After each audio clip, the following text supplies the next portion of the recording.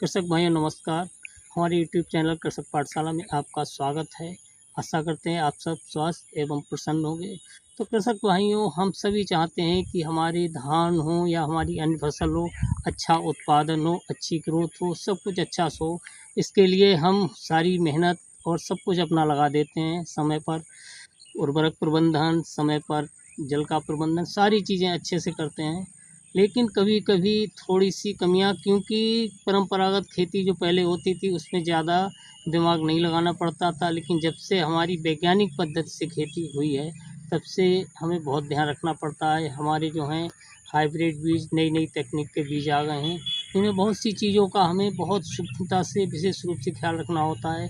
तो इसी श्रृंखला में किसान हमारे पीछे आप देख सकते हैं, इस समय हमारा धान जो है गोब अवस्था में, कुछ लोग इसे गबोज कहते हैं या अन्य भाषाओं में अपनी क्षेत्रीय भाषाएं जो हों, ये वो समय होता है जब हमारे धान में बाली निकलने का समय होता है, या हम कह सकते हैं गर्भावस्था का समय।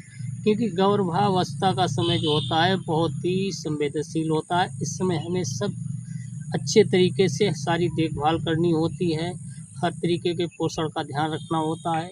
तो किसान भाइयों, इस समय जो है अधिकांश कृषक लोगों के धान में बालियां निकल भी आई हैं और बहुत से किसानों के धान में बालियां निकल भी रही हैं। तो किसान भाइयों, ये समय जो होता है बहुत अच्छी देखभाल का होता है, क्योंकि इसी समय पर सारा कुछ निर्धारण हो जाता है कि हमारा उत्पादन कैसा होगा। अभी तक हमने अच्छे से पानी का भी प्रबंधन किया हुआ है, क्योंकि धान की फसल हमारी पानी की फसल होती है। इस समय जो है हमें पानी का विशेष ध्यान रखना है। भले ही हमारे खेतों में इस समय पानी भरा ना रहे, लेकिन खेत में खुश्की बिल्कुल नहीं आनी है। इसमें हमें अपने खेत में पानी का प्रबंधन अच्छे से करना है, क्योंकि ये बहुत ही, अगर इस समय अगर ज़रा भी हमारे खेत में खुश्की आ गई तो हमारा उत्पादन प्रभावित होगा। तो किसान भाइयों, जब हमारा धान गबोच पे हो, इसमें मेन चीज़ पानी का विशेष ध्यान रखना है। दूसरी चीज़, बहुत से कृषक लोग हमने देखा है कि इस समय पर यूरिया का प्रयोग करते हैं। तो किसान भाइयों, यूरिया का प्रयोग आपको बताएं, हमारे धान में 50 से 55 या 55 से 65 दिन जितनी भी यूरिया आपको देनी है, जो कि एक ग्रोथ प्रमोटर होता है, तो आपको 50-55 दिन के अंदर ही जो यूरिया डालनी हो डाल सकते हैं। उसके बाद जब गबोज स्थिति में आपका धान आ जाता है तो उससे यूरिया आपके खेत में कोई लाभ नहीं करेगी। निष्क्रिय तो नहीं जाएगी, लेकिन वो और नुकसान कर देगी, क्योंकि एक ग्रोथ प्रमोटर होता है। क्योंकि हमारे धान में, हमारी अन्य फसल में जो हमें फसल की बढ़वार करनी थी वो बढ़वार हो चुकी है। अगर हम इस समय पर अगर इसमें यूरिया लगा देते हैं तो हमारा धान बड़ा होने लगेगा और जो तना है वो कमज़ोर पड़ जाएगा। तो ऐसी कंडीशन में हवा चलने पर धान गिरने की पूरी आशंका रहती है। तो किसान भाइयों, विशेष ध्यान रखें, यूरिया का प्रयोग आपको इस समय पर बिल्कुल भी नहीं करना है। अगर यूरिया का प्रयोग आप कर लेते हैं, आपका फसल ज़्यादा बड़ी हो जाती है सामान्य से अधिक, तो उसमें गिरने के चांस के साथ साथ कीट लगने के भी बहुत बड़े चांस बढ़ जाते हैं। तो किसान भाइयों, इस समय पर हमें, यदि हमने इसमें पोटास का प्रयोग नहीं किया है तो ये समय होता है, इस समय हमको पोटास का प्रयोग कर लेना चाहिए। करना तो पहले से ही चाहिए, क्योंकि पोटास जो है निर्धारित करता है कि हमारा जो है धान निकलने वाला कैसा होगा, धान की चमक और स्वास्थ्य हमारे दानों का कैसा होगा, इस चीज़ को हमारा पोटास निर्धारित करता है। तो इस समय आप इसमें अगर करना ही चाहते हैं तो किसान भाइयों, इस समय आप इसमें NPK 05234 का स्प्रे कर सकते हैं, और साथ ही आप इस पर बोरान का भी स्प्रे कर सकते हैं, जिसकी मात्रा आपको 1 से 1.5 किलोग्राम ले लेनी है NPK की, और बोरान 100 ग्राम से 150 ग्राम का इस पर आप स्प्रे कर सकते हैं।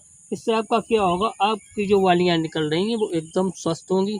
और दूसरी चीज़, इसका प्रयोग करने से काफ़ी हद तक आप जो है कीट जो लग जाते हैं बाली निकलते समय, रस चूसक कीट, उनसे भी काफ़ी कुछ राहत मिल सकती है। कृषक भाइयों, गबोज की अवस्था में ही हम बारीकी से देखेंगे कि इस समय जो है हमारे इसमें कीट लगने की संभावना बहुत अधिक होती है। तो इस समय ही हमें निर्धारण कर लेना चाहिए कि हमें इसकी रोकथाम के लिए कुछ ना कुछ अवश्य प्रयास करने चाहिए। इसके लिए आप नीम ऑयल का भी प्रयोग कर सकते हैं। अगर आपका 1 एकड़ खेत है तो 1 लीटर नीम ऑयल को पानी में घोलकर आप इसका अपने खेत पर स्प्रे कर सकते हैं। नीम अस्त का भी प्रयोग कर सकते हैं, बहुत ही अच्छा जैविक कीटनाशक है। उसके साथ ही आप आग्नेयास्त्र या ब्रह्मास्त्र, कोई भी चीज़ हो जो आपको सुलभ लगे, उसका प्रयोग आप एडवांस में भी कर सकते हैं।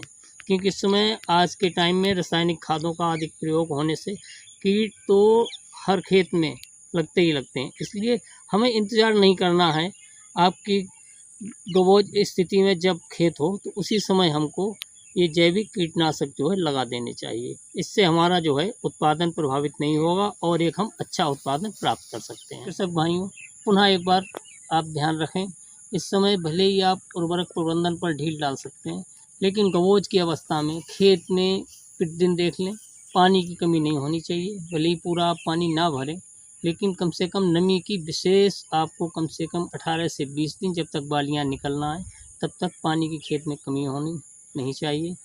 पानी की कमी होने से हमारा उत्पादन बहुत ही प्रभावित होता है, इससे भी हमें नुकसान हो सकता है। तो भाइयों, आज की जानकारी आपको कैसे लगी? अगर हमारे आप चैनल पर नए आए हों तो प्लीज़ चैनल को सब्सक्राइब करें और वीडियो को लाइक करें और वीडियो को शेयर भी करें ताकि अन्य कृषक इसका लाभ उठा सकें। जय जवान, जय किसान, धन्यवाद, नमस्कार।